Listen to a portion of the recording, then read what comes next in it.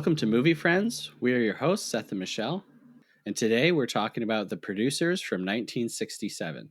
Written and directed by Mel Brooks, cinematography by Joseph Coffey, edited by Ralph Rosenblum, composed by John Morris. Starring Zero Mostel, Gene Wilder, Kenneth Mars, Christopher Hewitt, Lee Meredith, and Dick Shawn. Michelle, how are you? How are you, Seth? How's it going? I'm doing okay. I'm I'm recovering from a 24-hour cold.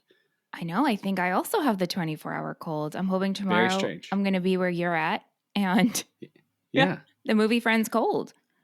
It's it's kind of odd having a cold for a short. Normally you have like a stomach bug. Yeah. Like you Right. throw right. it up for 24 hours. A cold, whenever I get a cold, man, I get it for like 4 weeks. Yeah, I know. And apparently Yeah. this virus that's been going around that a bunch of people in my life have, it lasts for like a couple of weeks. So I'm hoping tomorrow I'm done. Yeah. And what Definitely. you sent me, the way everything went, your symptoms, I'm like, oh my God, I am on track. So that's pretty great, actually. Yeah. All right. Our bodies just know. It's like, hey, no time to be sick. We don't have time. There's no time. It's crazy because we record every week, right? Yeah. Multiple times a week sometimes. Yeah. And the last time that we were like really, really sick was back when we did like, it was like the Shrek episode, Napoleon Dynamite, and your voice was like, ah, bah, bah, bah. Yeah. It's a little bit Yeah. there. It's a little bit there. I mean, if I go low, but I feel like I sound pretty good. And you sound better. You sound better today than Monday when we did Freaks and Geeks. Yeah. Yeah. I recorded with our friends, Marcus and Kat, Monday night. And man, oh man, that's going to be rough. Sorry in advance. Anyway, musicals. Mm-hmm. We're in it. How are they made? How are they made? How are they And who makes them? produced? Right. Me trying to get ahead of the bit before Seth gets there. That's right. And failing. Well, before we get there, yeah, we do have an email. Wait, can I guess who it's from? Sure. Is it from Ben? It is. Wow. And he responded to your request for more information about meeting Susan Sarandon. Yes. Did he provide? Yeah. Okay. A little bit. Okay. Ben is just the facts. Okay. Bullet point Ben. Remember? Bullet point Ben. Yep. He's also responding to our episode on Josie and the Pussycats, which I am very happy to say. You know, we put that episode out there, and I thought to myself, this is going to be another episode like Pariah, where it's a movie that I love dearly, and nobody downloads, nobody listens to it. Which, by the way, if you haven't listened to our episode on Pariah, and you haven't seen that movie, stop what you're doing, go watch that movie, and then listen to it. It remains our lowest downloaded episode, which is just heartbreaking. Isn't that like horrible? Is hard, especially for that one.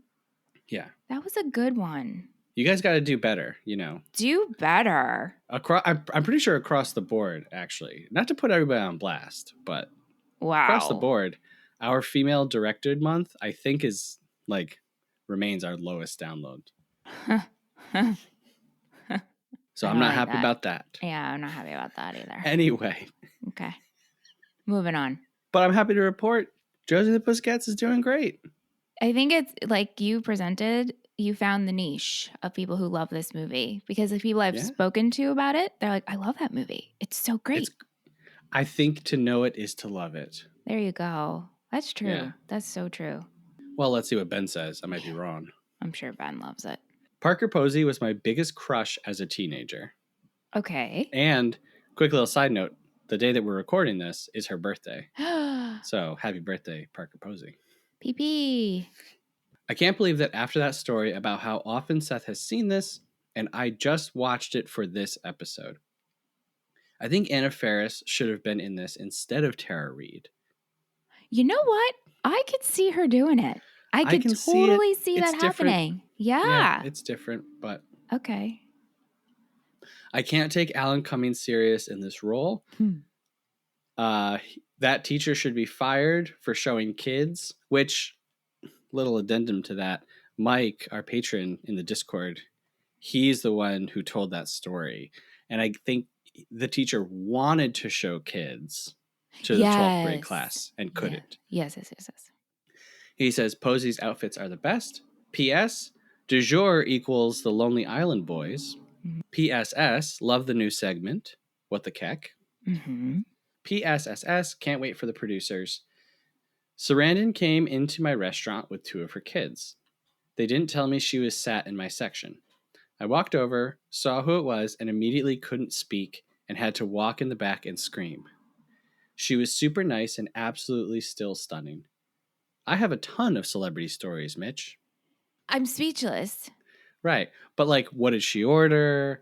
What did you talk about? Okay, well, Ben, can you please share your celebrity stories? Anybody listening, we want your celebrity stories. Maybe we'll do, like a little YouTube video or something. We'll compile some stories. That's a good idea. Everybody loves a celebrity encounter. Have you ever met a producer? Even I'll take it. Yeah, sure. It's trying, but a Brian Grazer, or I don't know. Mm-hmm. That's the only producer I can really think of off the top of my head. A Kathleen Kennedy, Oh, there you go. Uh-huh. I'm sure there's more. Yeah. Speaking of meeting people, we're doing a live show in January, and you can come meet the producers of this show that you're listening to. January 13th, Albany, New York. Come on, man. Time's running out. Dude. 2 months away.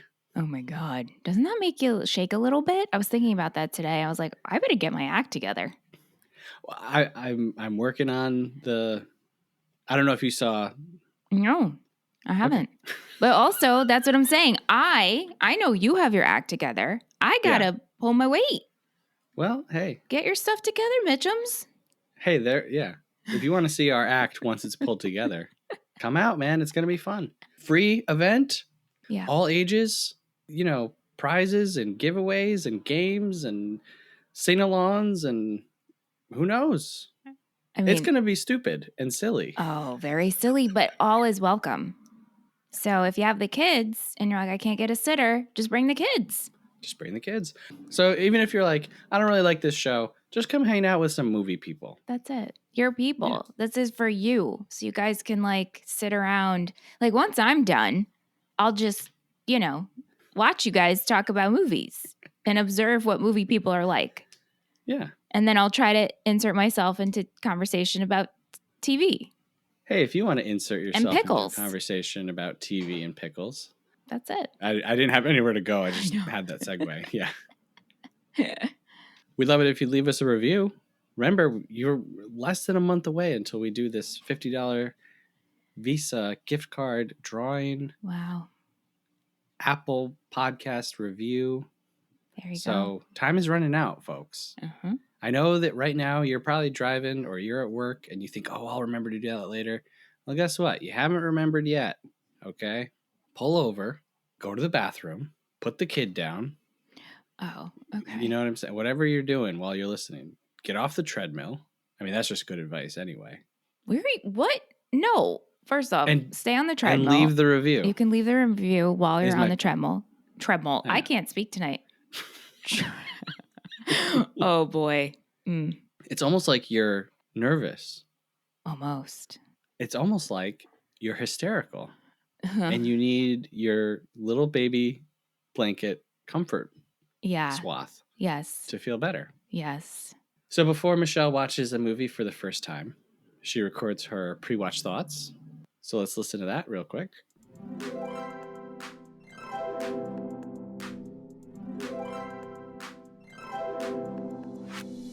So I've always wanted to see the producers, and the closest I've gotten to it was on Curb Your Enthusiasm when Larry David and David Schwimmer are to star together in a performance of the producers. And originally, David Schwimmer's character was supposed to be played by Ben Stiller. Anyway, it's very funny to watch them rehearse, and I feel like I got a good idea. However, what threw me off, Seth, what you said last week was, this isn't really a musical. So now I'm like, wait, is it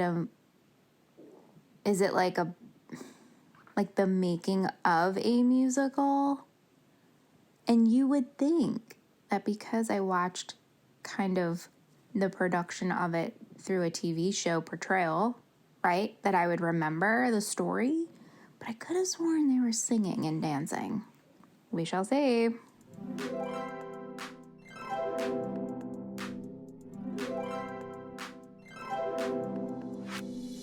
Okay, so after watching The Producers now, two things. One, do you get why I said it's like not really a musical? And then two, how does the Curb Your Enthusiasm episode like does it make more sense to you, or like I wasn't confused, and like honestly, after I watched, I was like, "Oh my god, Springtime for Hitler!" Duh, I knew that Yeah. song, and then it Yeah. all came back to me, and like Larry and David dancing on. Essentially, like they work with Mel Brooks to do The Producers on Broadway. Oh, he's in that episode? It's a story arc. Yeah, it's so Oh, good. it's multiple episodes? Yeah, so I'm like, I'm just an Oh. idiot, is what this all comes down to. So as you're watching The Producers, you're like, I've seen this before. Yes and no. I mean, this filled in some gaps, obviously, but like I knew the premise. I knew the premise from that story on Curb Your Enthusiasm. Got it. Okay. Yeah. So, how did you feel about this movie? Well, Sethala, I have to tell you, out of all the movies we've done, I am most disappointed by this one. Wow. Okay. I had such high hopes going into this. And it's more of the anticipation on my part. And that's why I'm disappointed because one, I really pushed for this one when we were making the list. Yeah. I was like, I've never seen it. I want to see it. I was like, oh my God, it's Mel Brooks. It's Gene Wilder. I'm a Jew, like Rite of Passage, Curb Your Enthusiasm. And nope. It just, I can understand why this would be funny to some. I understand it. And I know it was, Gene, Mel Brooks, his debut of directing, if I'm right on that. Correct. So that's good. If the most laughing I did was a couple of times I did, huh? Wow. And you know what? No laughing. Aunt watched it with me. Uh-huh. And we were on the exact same page. He also didn't laugh. No. He's like, I can understand why people would like this, but this isn't for me. And I was like, and then I went on a soapbox rant, which I don't know if you want to hear my soapbox rant, or we can save it. Rant. Well, no, it was mine. It wasn't. It was a rant to Aunt. A rant to Aunt. I have a problem with characters that are childlike men. So, like Buddy the Elf, and in The Hangover, Zach Galifianakis' character, couldn't stand him. Alan, I think is his name. And Leo kind of reminded me of that in the beginning. Leo reminded you of that? Yeah. Oh, okay. And so I was just like, this is not hitting. And then I was like, I can't believe Seth prefers this Gene over young Frankenstein Gene. Because to me, that was way more funnier than this. So yeah, I went on a whole rant and more, but that was the abridged version. Wow. So, yeah. Well, the episode's over. That's it, guys. Thanks so much for listening. Come to our live show and leave us a review. I had a very different experience watching this for the first time. I'm sure you did. I'm sure many people did. I'm probably in the minority. I would have seen this when I was about 12. Okay. I had told the whole story about like how I had like a secret girlfriend when I was young. Yes. And I got in trouble. If you want to hear that full story, I tell that whole story on our Freaks and Geeks show on Patreon, patreon.com/moviefriendspodcast. It's a pretty great story. Your jaw will be on the floor. So I watched it at her house, and I think it was like her parents were like, "Oh, if you love comedies, you have to watch this movie." And so like they put it on, and I was just like falling off the couch. Like I was laughing like more than I'd ever laughed in my entire life. And it all just seemed so crazy and like ridiculous. But I don't really go for like, I do like the movie Elf, but like Will Ferrell stuff, like that kind of comedy, it really doesn't work for me. that much. And I love comedies and I love to laugh and I love, making jokes. But there was just something about like the producers that seemed like really, really different. And I had seen like Robin Hood Men in Tights at this point in my life, and maybe another, like Spaceballs. I would have seen Spaceballs, and so like that was kind of the Mel Brooks stuff that I knew. It was like more like parody stuff, like a lot of puns. Mm-hmm. And this isn't anything like that. It's just really odd characters interacting. Yes. Yeah. And the concept like makes me laugh. Like the whole idea Yeah. of this and what the characters go through. Like when you explain it, you laugh and you're like, oh my God.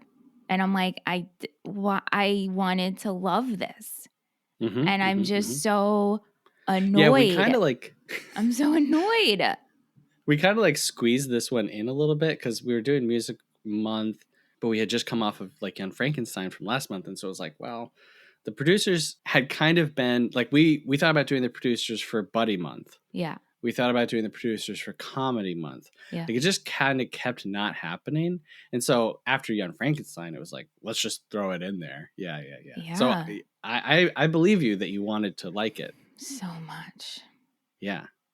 And I also agree with you. Like the premise is, I don't want to freak anybody out, but like to me, this movie is all building towards one punchline, which is the Springtime for Hitler sequence.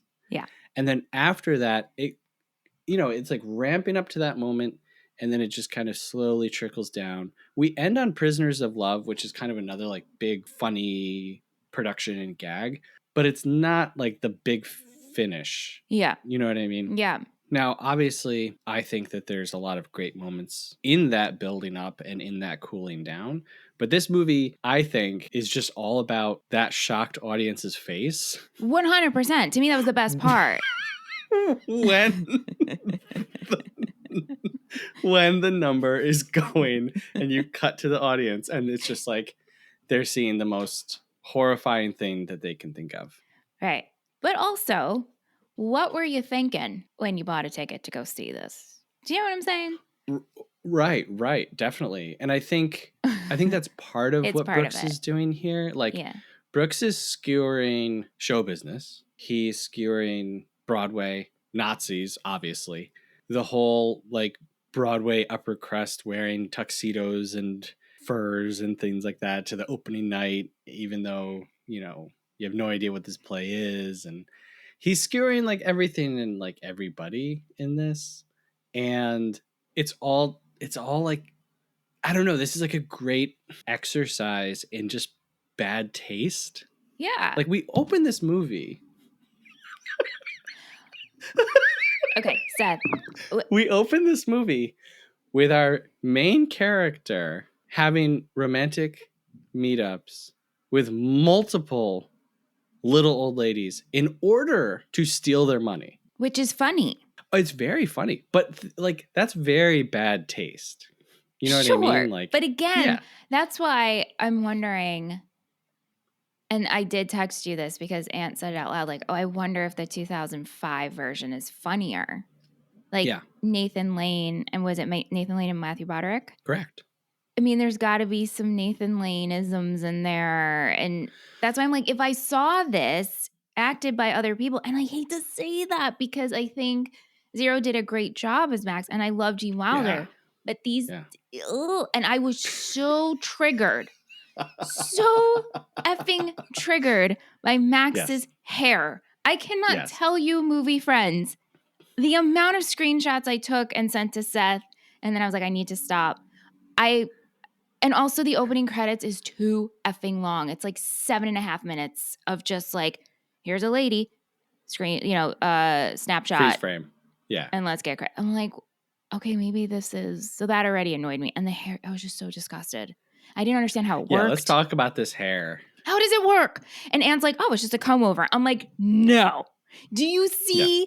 It's like long and twisted, almost looks like a swirly, but also looks like a hairball that your cat throws up and you just like kind of place it. Also looks like felt. What's happening? What is wet felt? All right. So as a person who is missing hair on top.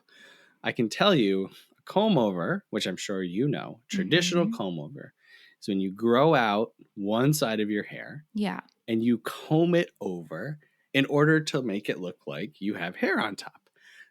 Max Bialystok's comb over is coming from every direction, depending on where the camera is. His comb over starts at like the nape of his neck. But in some shots, but then in Yes. other shots, he has the teeny tiniest little ponytail sticking out of the back. Yes. So I was It's amazing. very fixated on that. And Yeah. it just I'm looking at a picture of it right now. Yeah. It's outrageous. This could be a whole episode on Max. It's disgusting. And Yes. I understand why Yeah. this kind of stuck in your craw. And you were like, he's supposed to be gross. And I'm like, I get that. He is. And yes, but I just can't stop staring and looking at it and getting even like I felt nauseous, like vom.com. And it was just wet, probably sweaty. And So my question is, when did the comb over start? Because we know that Max used to be rich and famous. Mm-hmm. What's going on here? Can he like not afford toupees anymore, or was this just always part of his deal? I think this is how it always was. I agree. Right? Yeah. And he just had the money and the status. So yeah, they didn't really care. Like he wants to pretend like, oh, I'm a man at the end of my rope and I'm down here at the bottom, and so this is why I'm doing bad things. But I think that he is the way that he is, and that's what helped him become rich and famous in the first place. And he just overspent because that is the way that he is. Right. Yeah, this whole episode might just be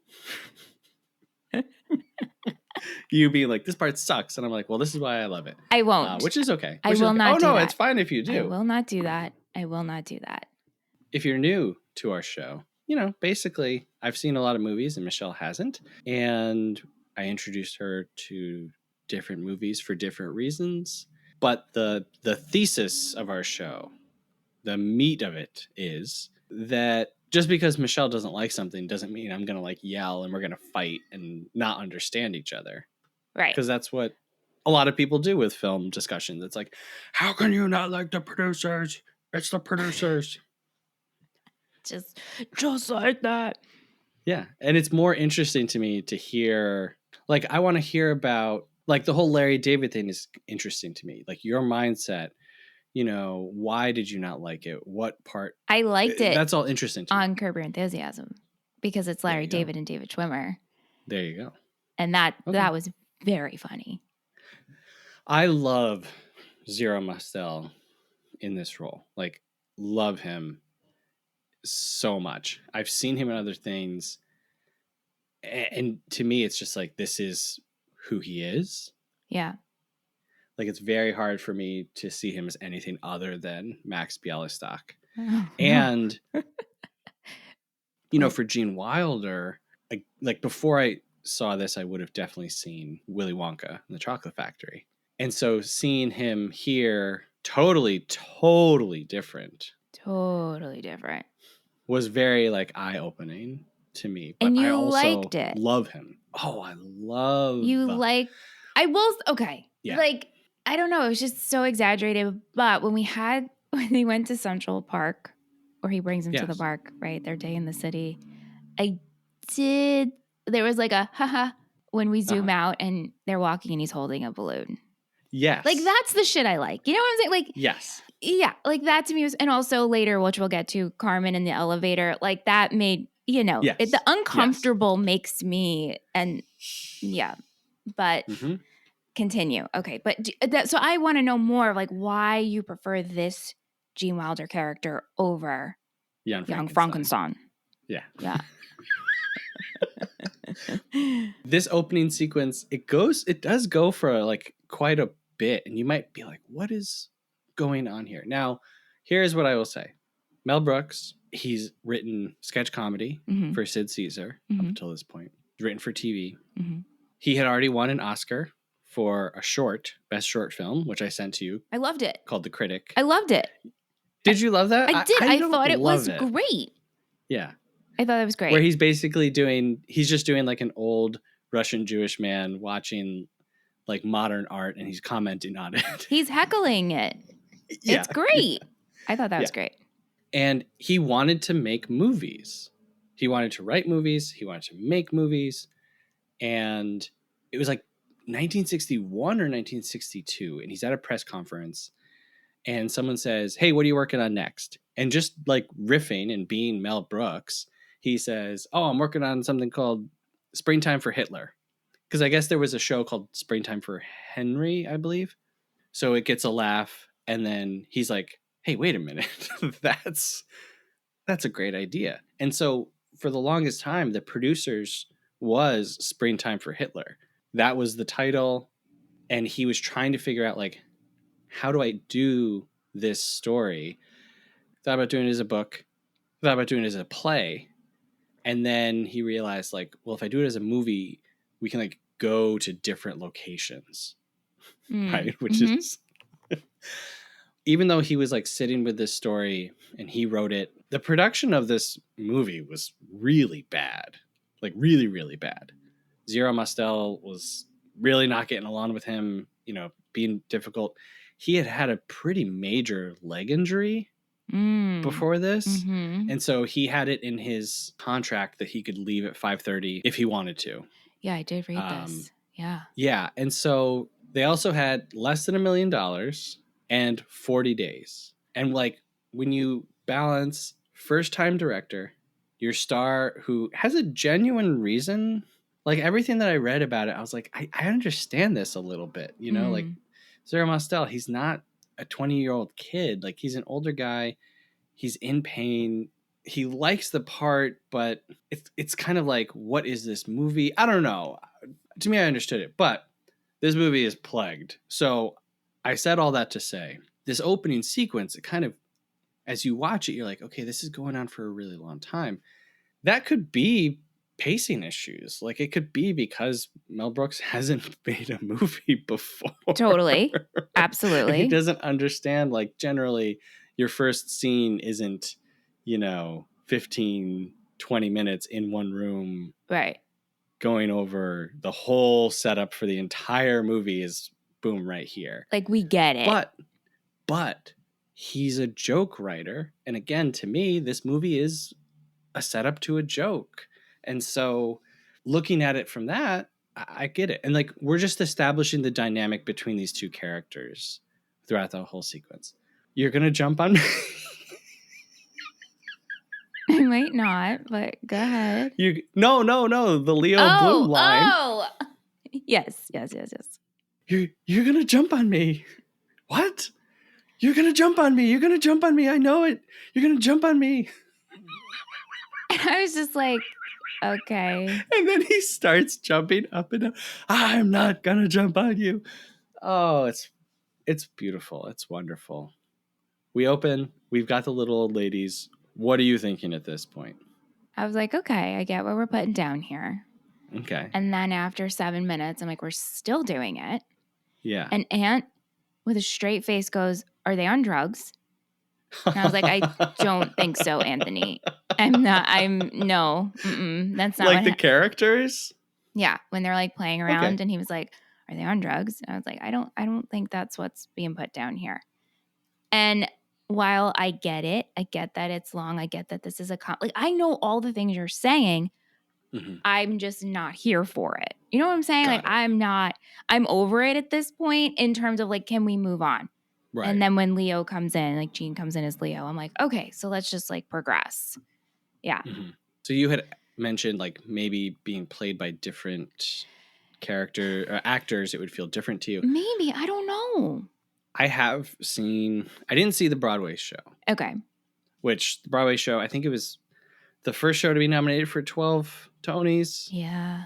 And it wins 12 Tonys, like completely swept. Yeah. I think if you like lived on Long Island or around New York at that time, you remember the producers was huge, like advertised everywhere, and it was like everybody was going to see the producers.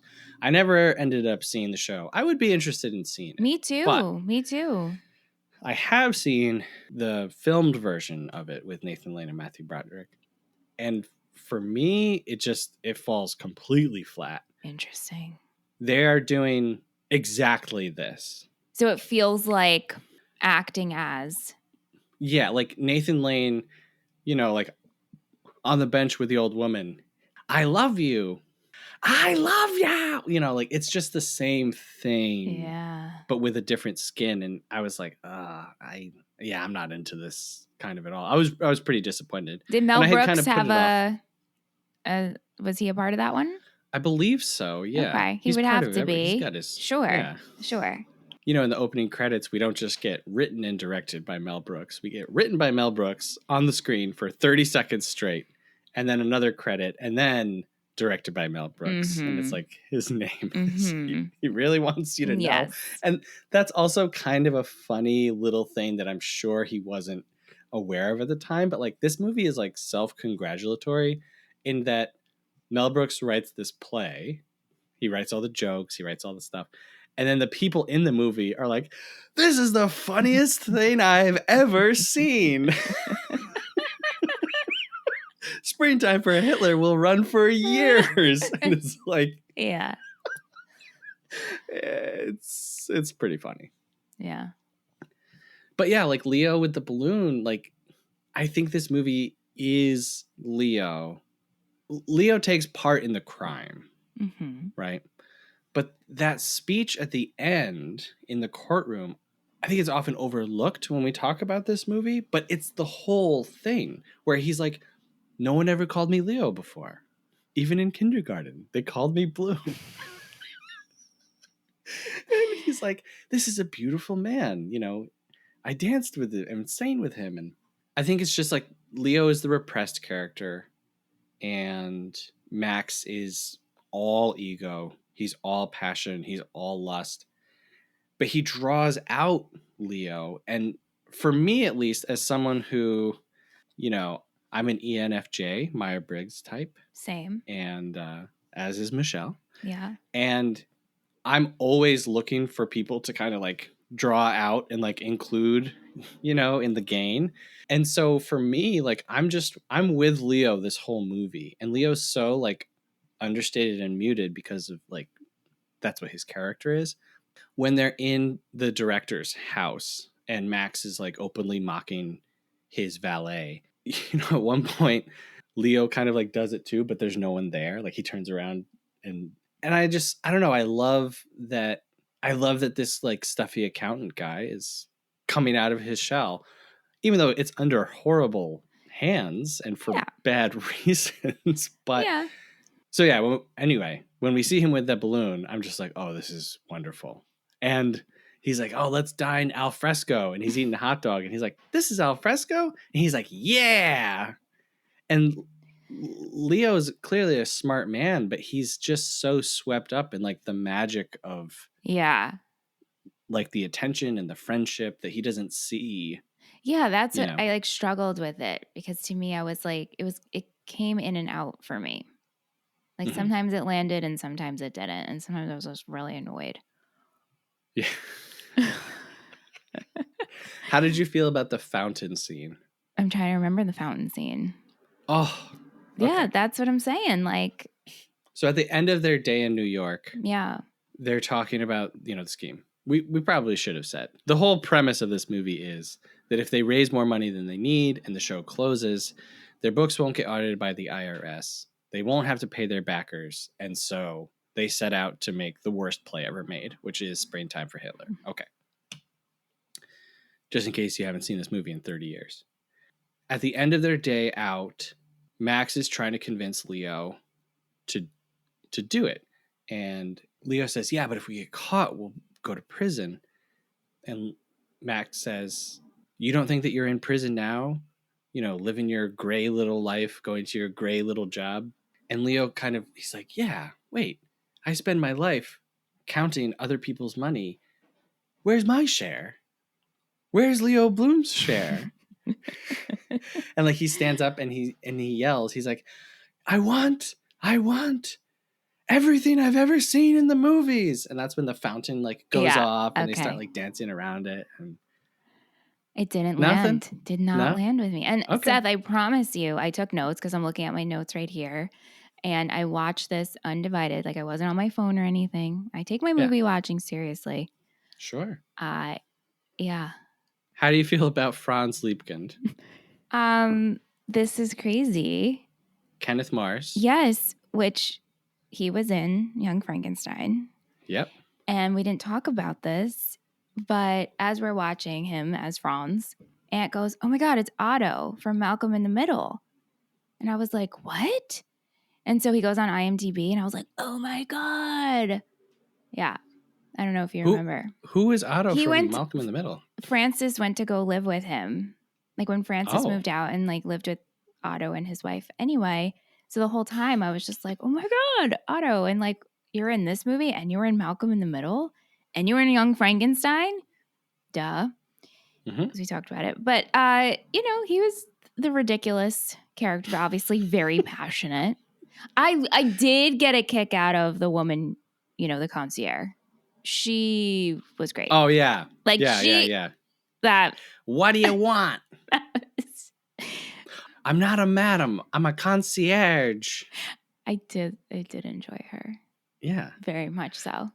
That's a part that I'm like, I don't really get this. And again, it feels like a skit. It does. Like right. It feels. It does feel like a skit. It's not necessary. And it's like, where is this No. movie going? But maybe that Yeah. was what, like you said, because this is Mel's first.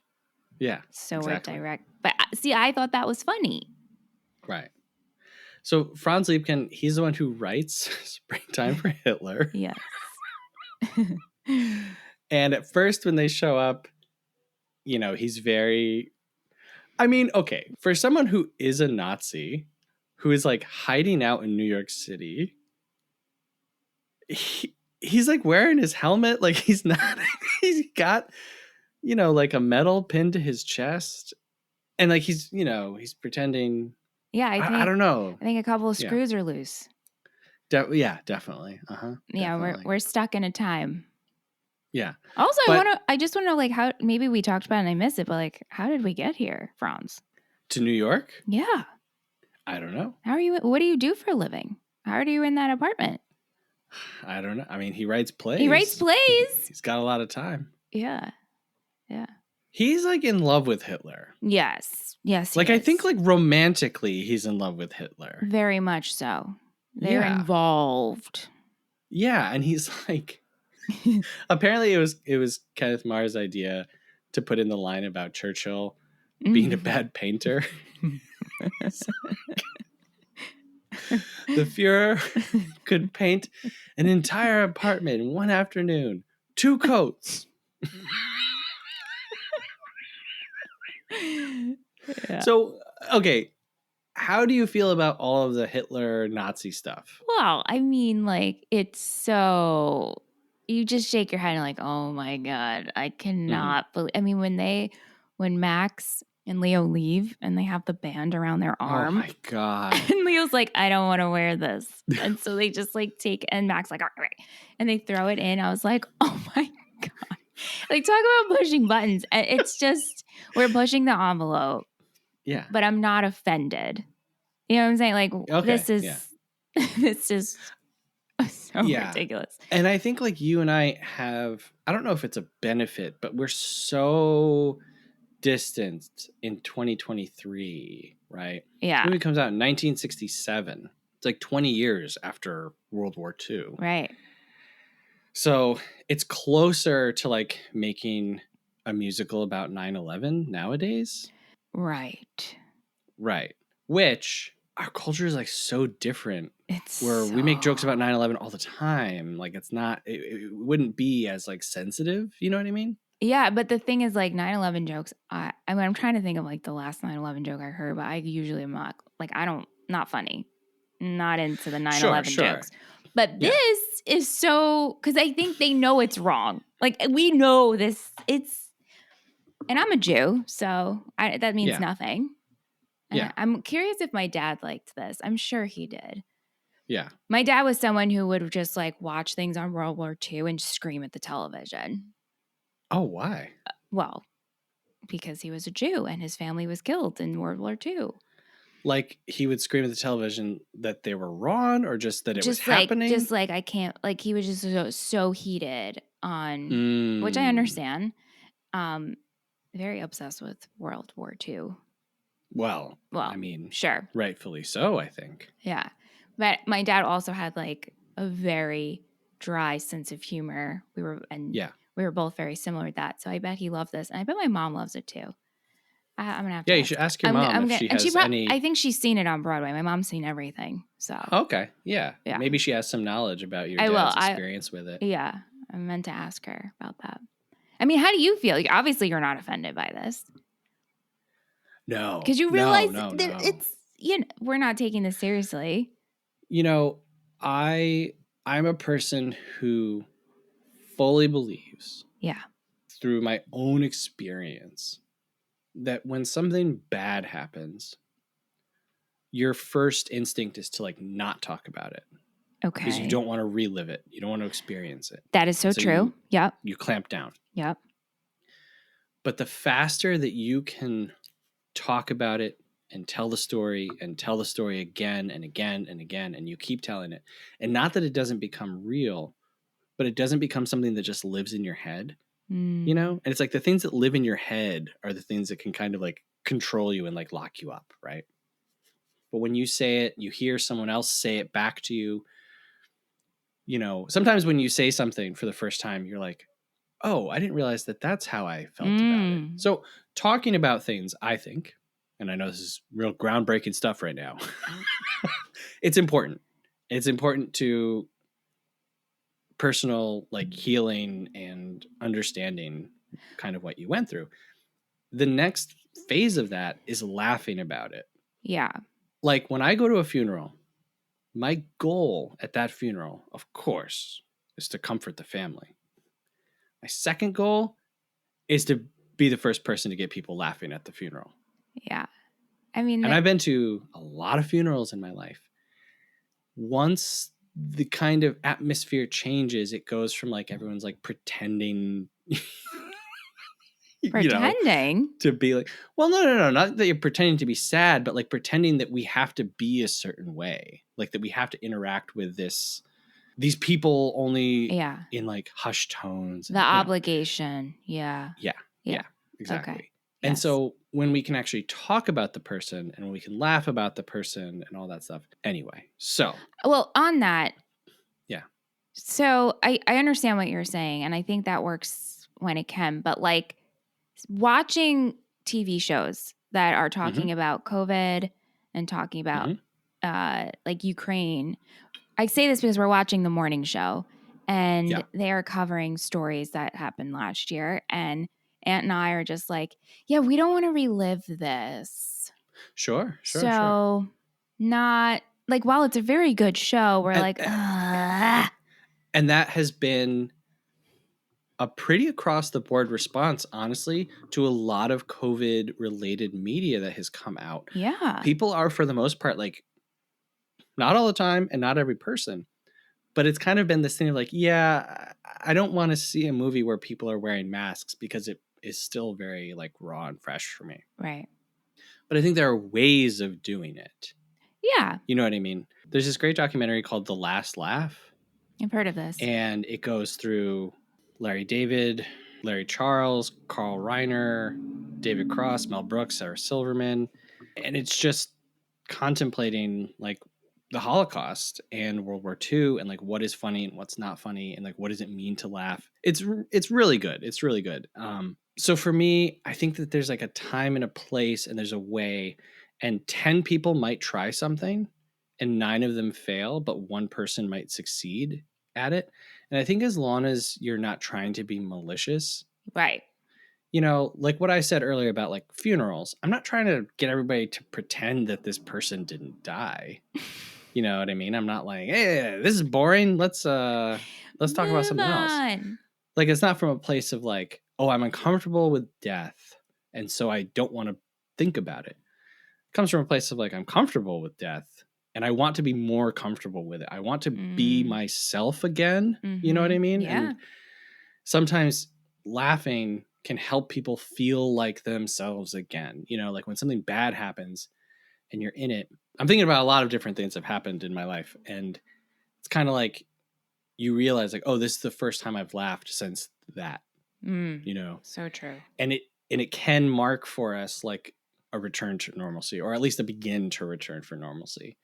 And so Mel Brooks had this quote that I pulled. He says,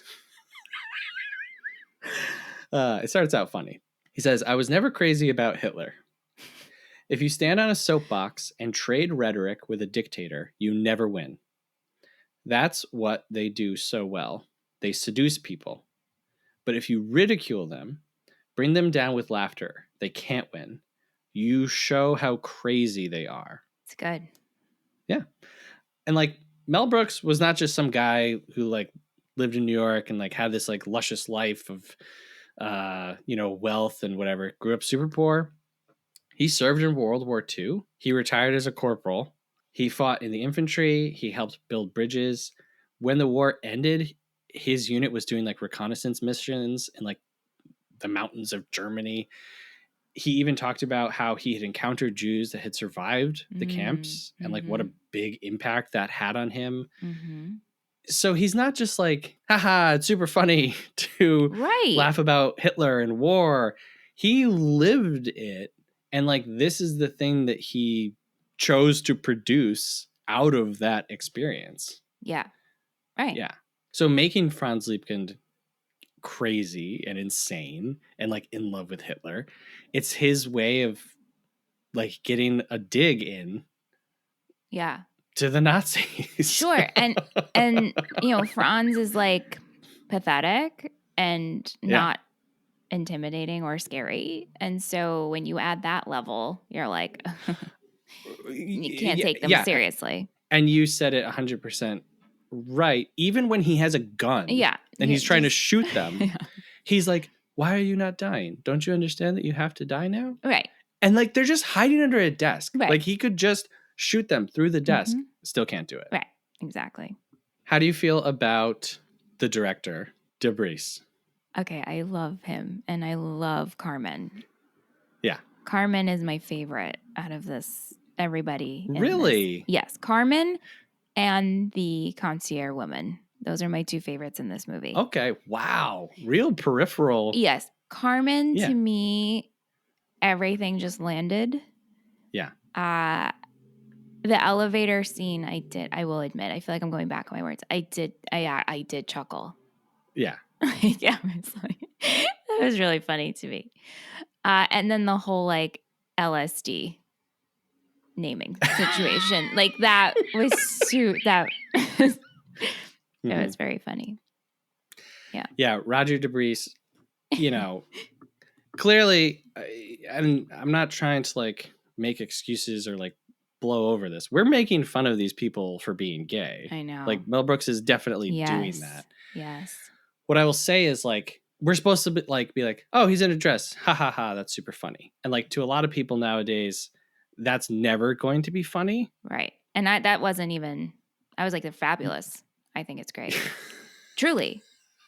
It was like, and he's like, well, without your wig, I consider you only half dressed. Yeah. He's like literally like dressed up to his neck. Right. I thought that was a good line.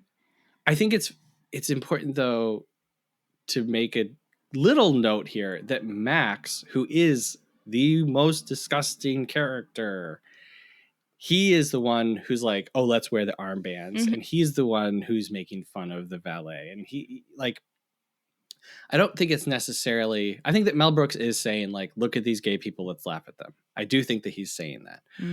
They're just wild, crazy characters in a long list of wild, crazy characters. Right. Yeah. Right. Yeah. I just liked Carmen, like Carmen's facial expressions are what broke me. The beard.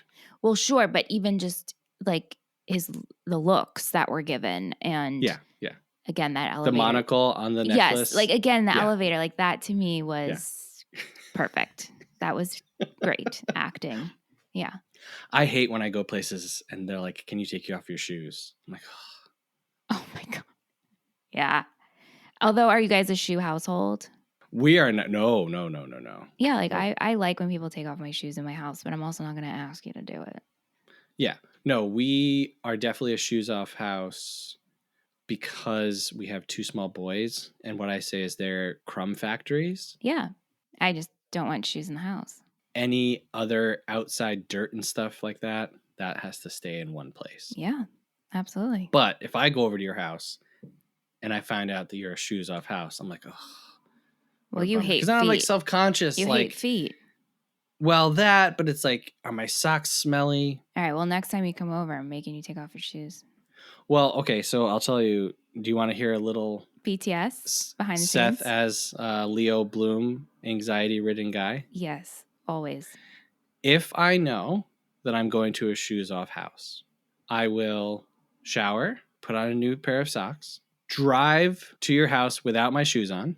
Then I will put on a fresh pair of socks when I get to your house, put my shoes on, and then immediately take my shoes off when I get inside.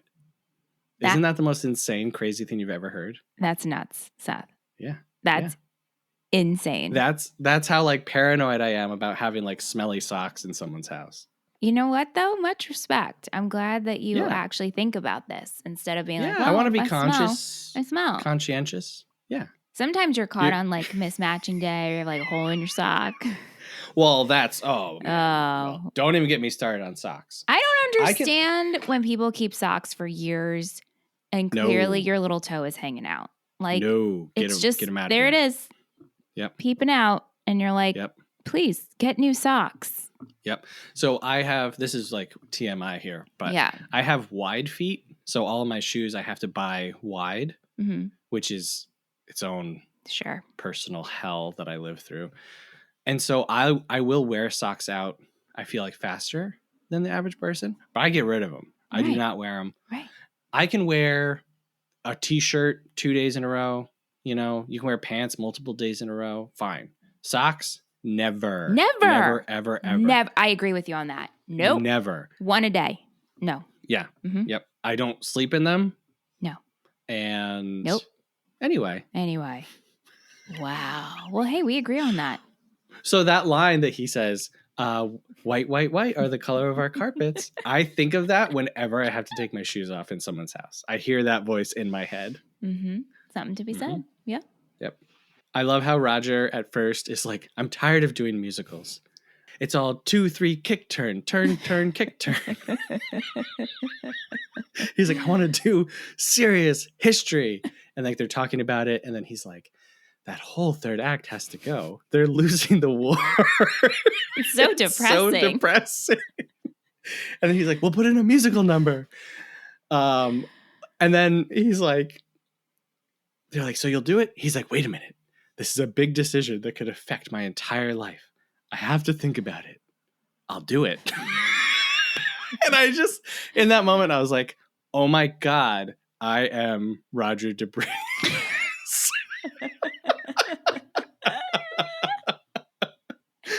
Yeah. The side characters are just so much better in this movie. You think so? The two main ones, yeah. Yeah. Well, to me, my personal opinion. So the last side character, I mean, there's, of course, Ula, which Don't get me started. Definitely... Don't get me started. Yeah, I won't get you started. No, please don't. Definitely the thing that is the least excusable and has aged the worst. Even though I'm like drawn to Ula's like upbeat kind of just like happy, you know what I mean? It's not Ula. We talked about this. Like I don't find that funny. Like guys oogling over women she's hired for a reason. No.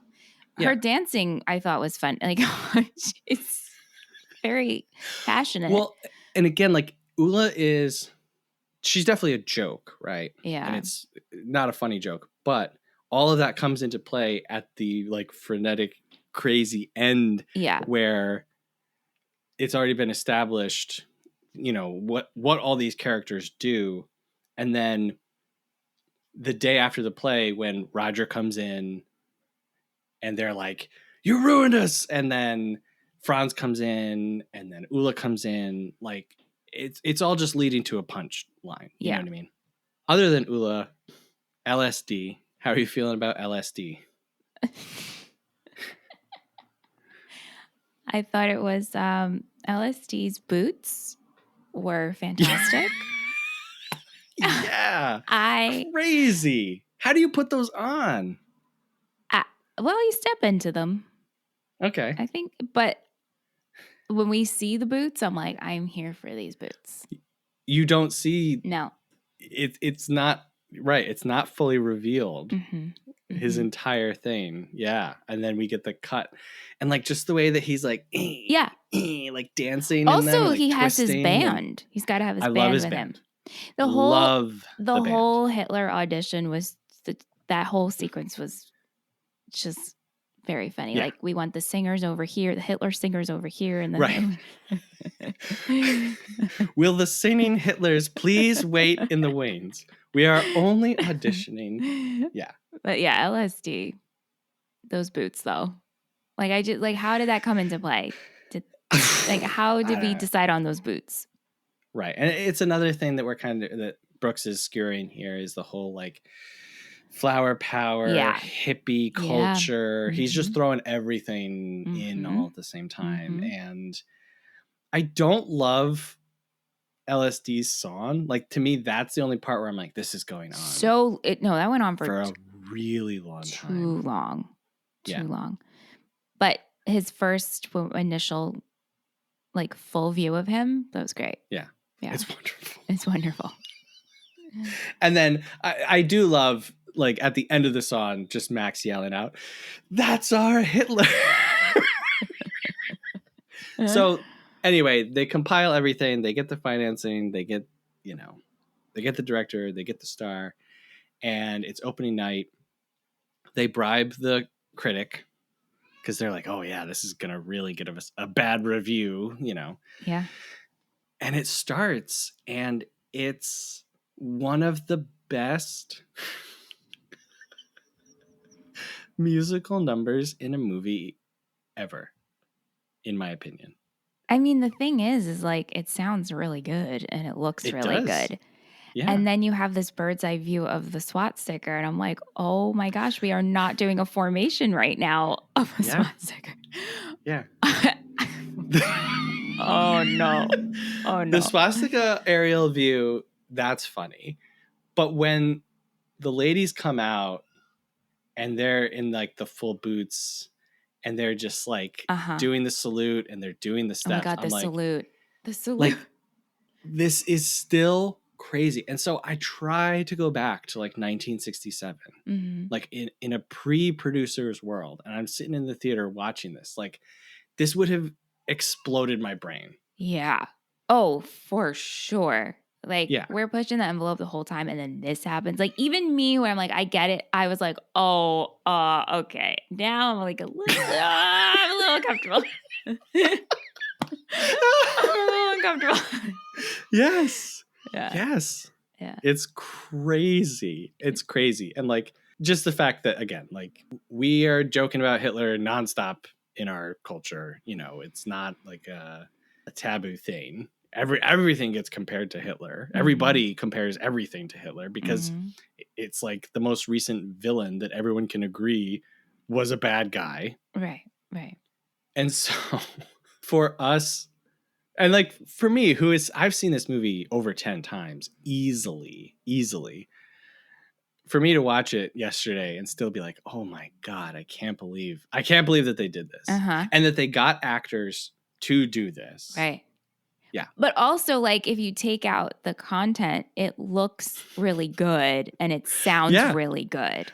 And that was Brooks's direction to John Morris, the composer. He was like, just don't think about the lyrics. He's like, just hum the tune. He's like, it's supposed to be like bright and happy. Which it is, right? It really, really is. So they leave because they're like, oh, people are walking out and they say, talk about bad taste, right? And so they're like, yeah, this is a shoo-in. They go across to the bar. Everyone's about to leave after the opening number. And then LSD comes out and he does his Hitler. And they realize like, oh, this is a comedy.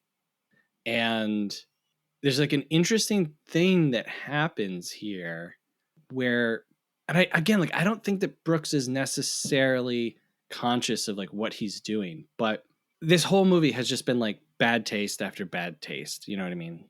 And we as the audience were laughing, but we're also like, oh, this is like manipulating hundreds of little old ladies and stealing their money and all this stuff. It's like, oh goodness, like wearing swastika armbands and like, oh, this is pretty outrageous.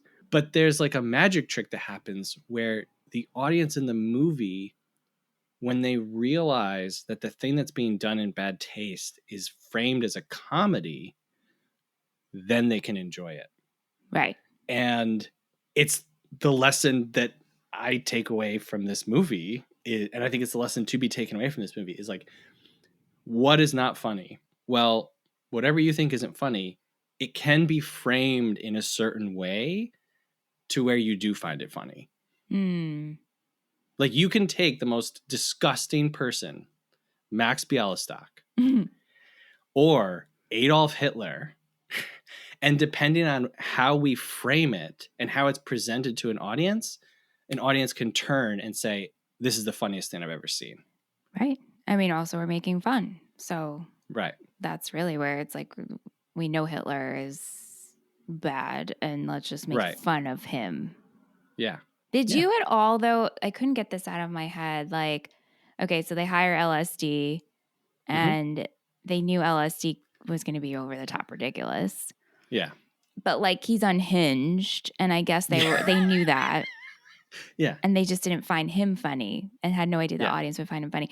But my thing was like, how did they get all of those people on board? Like, not saying like them as producers, like, hey, come in. I need you to sing and dance. I guess when you're an actor, you just need to do, because like I think that's part of what he's making fun of is the whole Broadway thing of like they have an open casting call in a newspaper for Hitler, and the stage is full of Hitlers, right. And the people are saying like, oh, I was this and I'm this, and they're all talented people. They're just looking for work, and so they're going to be in anything. Right. That's right. Yeah. An actor for work. Yeah. Yeah. Also, like, we have to mention getting the funding from the little old ladies, which I know we keep saying the little old ladies because they are tiny old ladies. Like, awful. Like, is Leo a really good accountant? If he's like, oh, she owns 100%, she owns 30%. Like, well, no, because they're lying to them. Right. I guess so. Yeah. Yeah, that's true. It doesn't seem like, though, like, I don't know. I guess if you went to a little old lady and you said, I need $1 million to put on this play, right? Right. And then they saw the play and then the play flopped, they'd be like, well, where'd the $1 million go? So they're telling them, I need $60,000. Right. And you own 50% of the play. Then it's less kind of ground to cover. Yeah. When I was watching this, I was like, are we going to get into a plot where they have to like go around and kill all these little old ladies? I mean, that's... They don't do that. They blow up the theater instead. Mm-hmm. Yeah. It lands them in a lot of hot water. And again, they're like working with the Nazi. Like they don't care. No, they don't care. Like they have no scruples, you know? Yeah. They're in the courtroom and the jury says, we find the defendants incredibly guilty. Leo gives his speech. He says, this is a bad man. He's the most selfish man I've ever met. He's taken money from little ladies and he's talked people into doing things that they would never do in 1,000 years, including me. But then he says, like, who has he truly wronged? And he's like, he hasn't wronged me. He hasn't wronged these ladies who, he's giving one last thrill on the way to the grave. And yeah, like, I don't know. For me, like, this is where the whole thing kind of comes together. And I don't feel for Max ever, but I do feel more for Leo. And like, Leo is complicit in all the crimes, but, he had the time of his life. Yeah, I don't feel for him. He made his choices. He could have went back to the firm. Absolutely. Yeah. And then gets a standing ovation from the ladies. Mm-hmm. Yes. And I think it's Max says, may I humbly add, Your Honor, that we have learned our lesson and will never do it again. And then we cut to the prison and they're literally doing it all over again. We get Prisoners of Love and we go out on that. They seem very happy there. Yeah. Well, they're crooks. Right. Making musicals. So this movie ends and you're just like, wow, thank God it's over. Yeah, I was pretty much like, wow, I've never been so disappointed in something I looked forward to so much. Wow. And then Aunt was like, yeah, I feel exactly the same. I'm like, I'm so glad that you feel this way. Me and you are probably the only people who feel this way. Oh, no. Oh, no. Oh, I'm well, sure. We'll hear from some other people, but yeah. Yeah. I think in my social circle, I'm probably the only one that feels this way. Got it. Yeah. So you had mentioned Bialys, by the way? Oh my God, okay, so that was another thing as I cut myself off because I'm so excited to talk about Bialys. As I'm focusing and disgusted by Max's hair, I'm also like, well, I do love Bialys. So I thought about Bialys for a long time. Okay. Have you Can never I had tell one? you, I've never had one. Oh my God, do you know what a Bialy is? Yeah, it's kind of like a stuffed bagel. No. Well, it's much thinner than a bagel. It's like if an English muffin and a bagel had a love child. Okay. And they're thin, and in the middle they have like garlic, like chopped garlic and spices. I've seen them, God, back home. I've always seen them. Sometimes bagel places will have them in the display case. It's such a regional thing, though. I don't like the Northeast. I don't even. Yeah, like Jersey and New York definitely have Bialys. I don't know. Our listeners, I would love you. Please chime in if you've ever had a Bialy or if you even know what a Bialy is. And Max is named after the place where Bialys come from. Yeah. Which is called Bialystok. In Poland. Yeah, which is funny because Mel Brooks is like, all right, I've got this Jewish producer in New York. What am I going to name him at? What am I going to name him? And he just names him Bialy. Right. Yeah. Oh my God. It's great. We should eat Bialys together, though. Sure. Hey, at our live show, Michelle will bring some Bialys and you guys can try them. Toast them. You could do a smear of cream cheese or butter. So this movie was made for $941,000, which is very impressive to me. Yeah. Box office is $1.6 million. Makes back its money for sure, but the movie was not well received. Yeah. And kind of not surprisingly, this movie was not well received. Right. Has a 91 on Rotten Tomatoes, 3.8 on Letterboxd, 96 on Metacritic. That might be like the highest movie that we've done off of Metacritic, honestly. Wow. This movie was included in the National Registry in 1996. Something I forgot to mention, by the way. At the time of this movie, Mel Brooks was married to Anne Bancroft. And one of the people that they were looking at to play Franz Liebkind was Dustin Hoffman. Oh my God. And kind of in the process, Dustin Hoffman tells Mel Brooks, hey, I can't be in your movie. I'm going to go be in this movie that Mike Nichols is directing. And your wife is starring in it with me. And that movie was The Graduate. That's a good one. I do like that one. I bring that up because this movie was inducted into the National Registry in 1996 with The Deer Hunter from Michael Cimino, The Heiress from William Wyler, and that very same movie, The Graduate. Wow. They did this movie, again, in 40 days. Very tumultuous. Yeah, that's wild. Yeah, to me. Pretty miraculous that they got this all done. In fact, that fountain shot, that was the last shot that they had to do. And they had shot all night. Zero Mostel was like, I'm done. Like, I don't want to do this. And they finally got it. It was like the last shot that they did, the last take that they did, and they got it. Seth, we should have a project called The Last Shot, and we talk about just the last shots of movies. Like the last shot in the film, or no, that they shot in the production? Yeah. Okay. Yeah. Sometimes it's like, oh, that was the last one that they did. I'm always fascinated, and then I always love when I hear that a movie was shot in chronological order. Yes. Roger Ebert gave this 4 stars. He included this in his list of great movies. Mel Brooks did win Best Original Screenplay for this at the Oscars. So even though this did not do well, he still won and was recognized for, the writing of the screenplay. And Gene Wilder was nominated for Best Supporting Actor for this. Okay. All right. So we asked some friends on Twitter what they thought about the movie. Cass Farrell. Cass Farrell. At Cass Farrell. Like, my name is Cass and my last name is Farrell? Cass Farrell? I can't tell you. Casfarl. Cass Farrell. I hope I'm not saying something bad. Oh my God. I know, right? Seth. says, that's my second favorite Mel Brooks movie. I adore it. It's really underappreciated considering it's a debut. Like, he really showed up with a bang. And I think even though you didn't like this, you can't deny this is a crazy first movie to make. Like, no, yes, absolutely. I'm not. Yeah, this is like run you out of that. town on a rail. Yeah, movie. This is nuts. Nuts. Enter Nick Movie Data Bartlett. At IMD Bartlett. Hi, IMDb. Yeah. Enter Nick Movie Data Bartlett. Wow, that's like a tongue twister. Yeah. Yeah. Says, such a specific niche thing, but this is the only film where the credits nearly made me well up.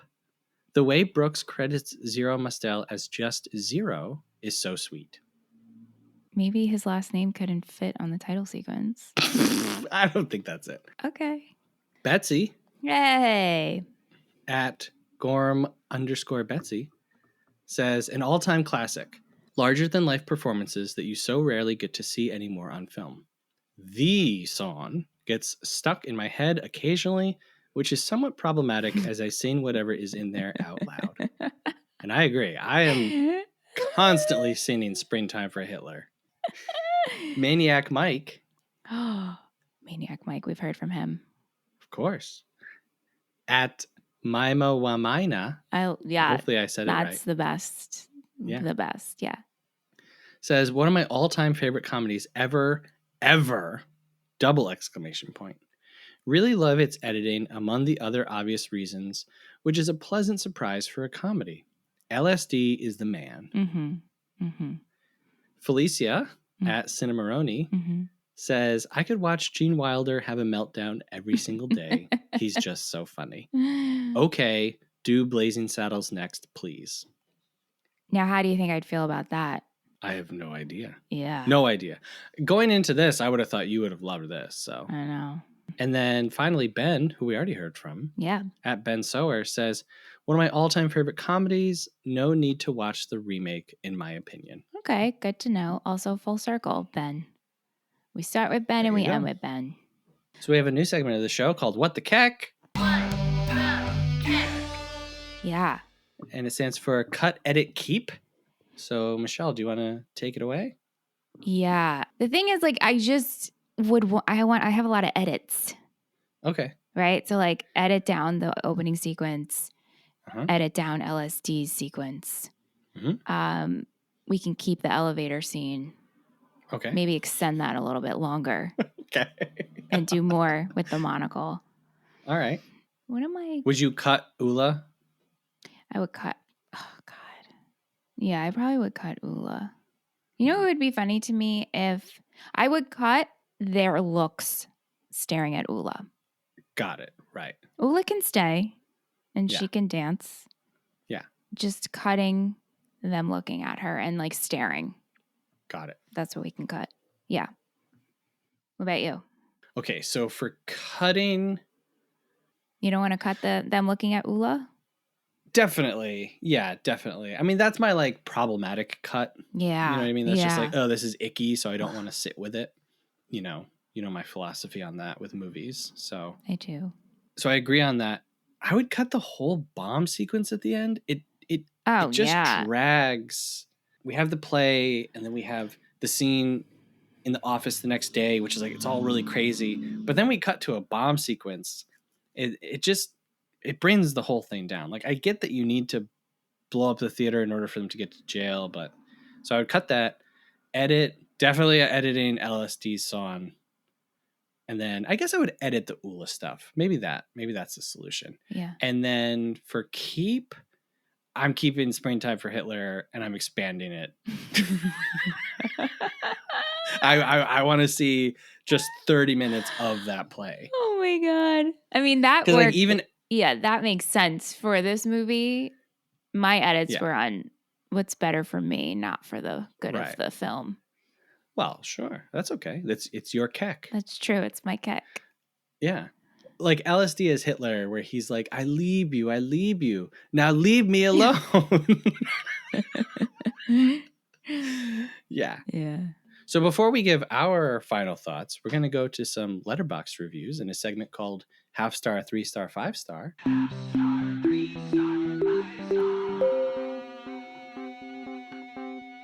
So these are reviews from Letterboxd.com. We start off with a half-star review, and we go all the way up to a 5-star review. And I'm going to try to do the half-star review in the concierge voice. Yeah. My God, how I've tried to enjoy a Mel Brooks film. This is English. No, it's not. Yeah, it's morphin. It's Okay. morphin. What? Oi! No. Okay. All right. Bagel. Why don't you try Franz? Yankees. Why am I what? Why don't you try Franz? Okay, fine. It's just German. My this is horrible. It's awful. I'm a Yankee Doodle Dandy. That's Franz. Yeah. Maybe I'll do Gene Wilder being hysterical. Okay. Hysterical Gene Wilder. Here we go. My God, how I've tried to enjoy a Mel Brooks film. I know he's meant to be a comedic legend in film, but I just don't find his jokes funny. They're crass, obvious, and cliche with not an ounce of wit. I just don't find it funny, and as a result, this film was a chore to sit through. Oh well, I gave it a go. At least I can tick it off my list and never watch it again. That was the accent for that review. Yeah. That's how a hysterical Gene Wilder hysterical. would feel. That was great. Yeah. I'm so glad we landed on that one. Okay. That's how I feel. Woof. Yeah. I guess I'm a hysterical Leo. You need, I know that we're super late in the episode here, but do you have like a baby blanket thing? No. Like a comfort thing? My cats. Oh, okay. I rub them on my face. Oh. I didn't ask. But. I like to flip them over and get a good smell of their bellies. They smell like carpet. Gee whiz. All right. Aren't you glad you asked? I guess so. 3-star review says, sure, fraud is bad, but the real crime is Zero Mostel's comb over. Oh my God. And I picked that one just for you. That person's my soulmate. Reach out to me. Yep. 5-star review starts off with a quote from the movie, which says, well, talk about bad taste. One of the finest comedies of the 60s. Was worried this wasn't going to hold up, but the all-time great pair of lead performances convinced me I was wrong to doubt it pretty much instantly. Mostel and Wilder hold their own incredibly well, even when surrounded by larger-than-life performances who all manage to keep up perfectly. I miss non-parody Brooks. 5 stars. That's an interesting statement. So Michelle has a rating system, which is a schmovie movie film. We rate the film 1 through 5 stars and talk about our final thoughts. Michelle, take it away. Okay. This is a schmovie. Okay. And I'm rating this 3 stars. No, you're not. Yes, I am. That's not the truth. What are you talking about? It's a respectful 3 stars. That's how you feel? I don't want to doubt you. I don't want to say that you're lying, but it's like... Honestly, it's like the respect brings it to a 3, but I'm feeling 2.8. 2. Oh, that's way higher than I would have thought. I don't rate low. I know, but you like basically hated this. Yeah, it's not for me, but like I can respect it and I understand why people would like this, but it's not.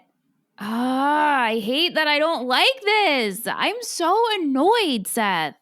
I think that you should wait a year and then you should go see this on Broadway. Oh yeah, I would totally do that.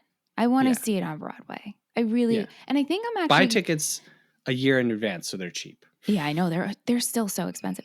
They were still so expensive. I don't even know if it's still running, but I kind of want to watch the season of Curb Your Enthusiasm with this because I laughed so much. But it's Larry and David Schwimmer and Ben Stiller and Mel Brooks. Like, that was so funny. I'm sure now, though, after having seen the movie, there'd be a Yeah. lot of stuff that you'd be like, ha ha ha ha. Yeah. Would you recommend this to people? Yeah, I would. I would. I'd be like, this is, yeah. You got to ask them, like, how do you feel about Hitler? First. How do you feel about comedy? Okay, Seth, I want to hear your review and rating. All right. So I think that this is a movie. And I know that it's crazy, but I think this is a 5-star movie. Yeah. Okay. Like, going by what you always say, it accomplished what it was meant to do. And it's, yeah. I see, like, that. Oh, wow. And again, like, just looking at it from, and it might be the wrong way of looking at it, but looking at this as one long joke. Like, the impact of that joke, the whole movie it hinges on Springtime for Hitler. And it makes everything behind it retroactively better. Yeah, it does. See, this is, and then it's like, I literally wrote in my notes that I didn't send it to you. I wrote, I learned so much about myself. Wow. Because this is something that normally would land with me. Right. And I get it, but it's not Oh, I'm so mad. Look, and then I feel like it judges me as a comic, like a person who's into comedy. Like, oh, Michelle doesn't get it. And it's like, no, I get it. This is my struggle with a lot of stuff that comes out where you'll have everyone around you who's like, this is amazing. This is amazing. There were several films last year where people were just like, I was weeping and this movie means so much. Were you like, me, oh, I can understand it? You're just didn't. No, I was like, this movie sucks. But see, like I'm like, I understand. I can see why people would find this. It's just not resonating. Like, it's not landing right. Yeah. And I mean, you have a goalpost now, and like I said, revisit it in a little bit.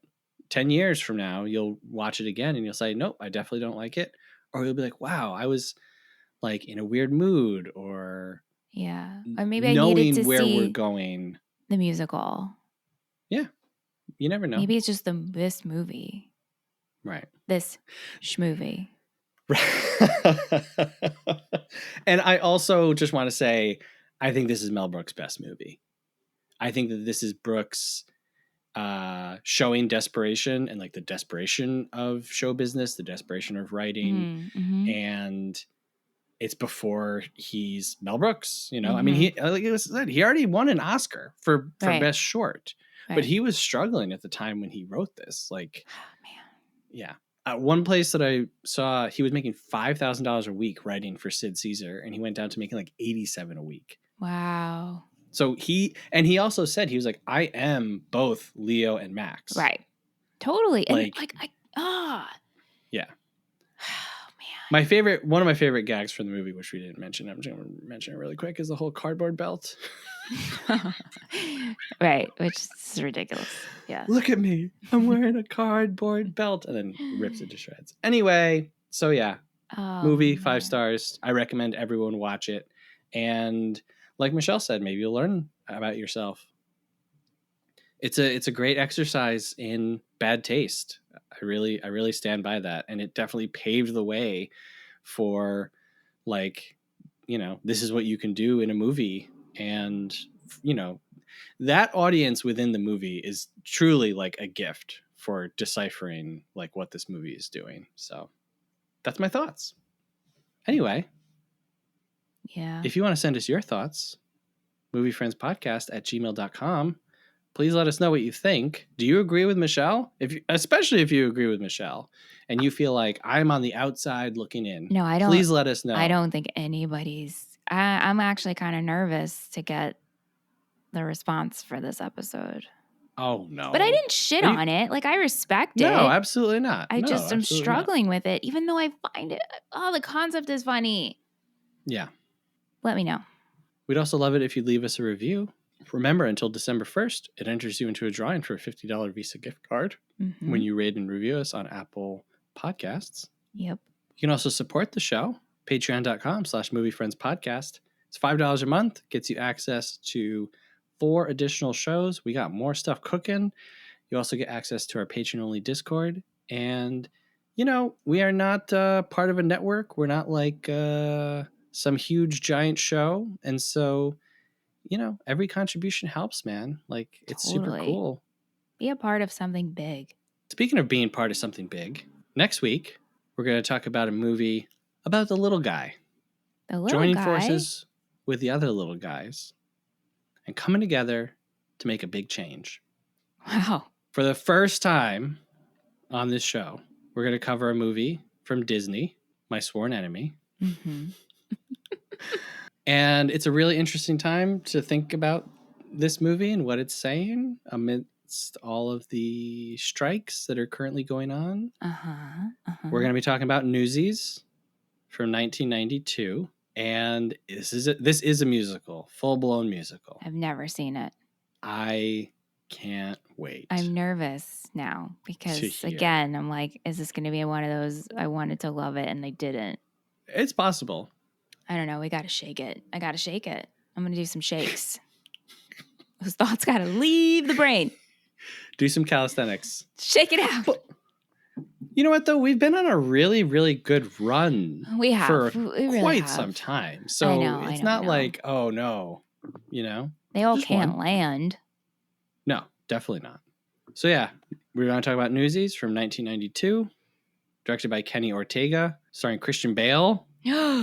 Oh my God. As a young man singing and dancing. Yes. I'm in. Never mind. Nobody's shaking needs to be had.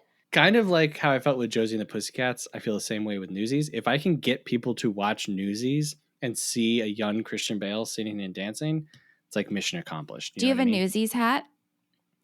I was a Newsie probably like 5 years as a child because my mother also loves Newsies. And so we would be Newsies for Halloween. Because you literally just put on a hat. It was like, hey, look at these poor boys wearing hats. Boom. Instant newsie. They're just Newsies. Yep. Well, anyway, thanks, Michelle. Thank you, Seth, as always. All right. Thank you very much for listening. Till next week when we're talking about Newsies. Have a good one. Movie Friends is produced by Seth Vargas and Michelle Rubenstein. Music by Anthony Vicora. If you like the show, please subscribe and give us a rating. It really helps us find new friends. Thanks.